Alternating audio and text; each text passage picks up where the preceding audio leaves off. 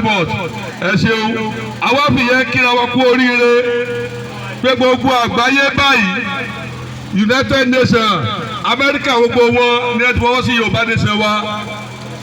léyìí tó jẹ́ sí pé nínú ọdún yìí iná ìlà máa jẹ́ ṣe declaration on the 27 on the 28 là ń lọ sí Ifẹ̀ pẹ̀lú Professor Banji Akíntóyè àti gbogbo àwọn àgbààgbà ilẹ̀ Yorùbá. Àwọn àsìkò kí ìyàwó Mrs. Dúpẹ́ Onítìrí ìyàwó MKO Abíọ́lá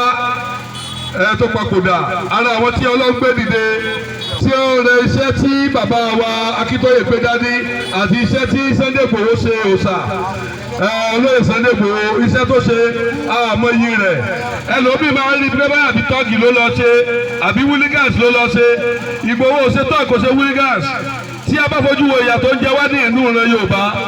ìyà gidi ni bíkọ́sì àwọn aládùúgbò gbogbo ọrọ̀ ajé pátá tí wọ́n ń gbé káàkiri yìí wọ́n tó á pín wọ́n tó ń pín lọ sí Nìjẹ̀ ìyẹn ló fà á tí a fi sọ pé àṣẹ mọ́ bákọ̀ ọ̀bá ṣe é sán a máa ka lérí ni ìkẹ́ tí wá dúró ó ti dùn báyìí àwọn ọ̀bí àti sọ pé ẹ máa retí táìmù tí mega rally máa wáyé láìpẹ́ mega rally yẹn ẹ jẹ́ kí gbogbo wa jáde àtònílé àtàlejò ok mo rí àṣírí ìwé tí ẹ fi gba Yorùbá nation yìí nígbà tí mo rí oúnjẹ tó kọ́ bà mí lọ́kàn jẹ́ bẹ́ẹ̀ tí mo bá ra mi dúpẹ́ pé mùsùlùmí ni mí mo dẹ̀ wá nínú Yorùbá nation alihamudulilayi because nígbà tí mo bá rí ìwé yẹn àwọn Christian ló pọ̀ ń bẹ̀ gan àwọn pastor àwọn evangelist àwọn ní ẹ̀pọ̀ ń bẹ̀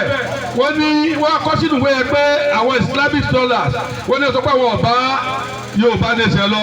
Yorùbá nation ló ti wá lóun báyìí ní ẹ ti gbé dání báyìí ẹ ń fẹjọba àrẹ́sì wa fún campaign ọlọ́pàá kankan ò dẹ́rù bà wá sójà kankan ò dẹ́rù bà wá ọkọ̀ mi ní ẹlọ́ọ̀kan fúláàgì Nàìjíríà ló ń bẹ lára ẹ̀ fúláàgì Yorùbá nation jẹrẹ ló wà lára ẹ̀ adẹ́fọ́sì kò sọ pé ọdún 2023 ẹ má wulẹ̀ sẹ́ẹ̀tì kankan kò sí òṣèlú kankan bá fẹ́ sọ̀ṣèlú ọmọ àṣẹ ti Nàìjíríà lọ ọdún yìí náà wọ́n máa declare